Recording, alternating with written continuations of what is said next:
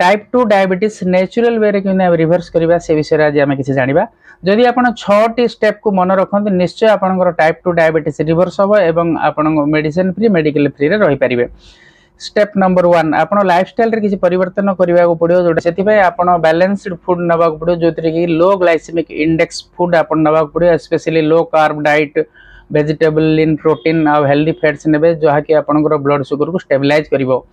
Step number 2 आप regular किसी physical activity करेंगे जो कि वॉकिंग एक्सरसाइज जोड़ा किसी स्ट्रेंथन ट्रेनिंग नेबे जहाँकि आपंकर इम्प्रूव हम इंसुलिन सेंसिटिविटी रे।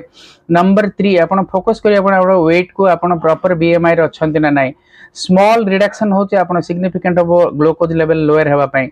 नंबर 4 आप मैनेज करिया पड़ो स्ट्रेस को जदि मेडिटेशन योगा जदि करूछन निश्चय ता द्वारा स्ट्रेस हार्मोन गुडा स्पाइक हम ब्लड सुगर लेवल कंट्रोल रहिबो। नंबर 5 आपनकर स्लीप को प्रॉपर करिया पड़ो जहाँकि 6 ରୁ 8 घंटा भल निद जदि होची आपन इंसुलिन फंक्शन भल हम।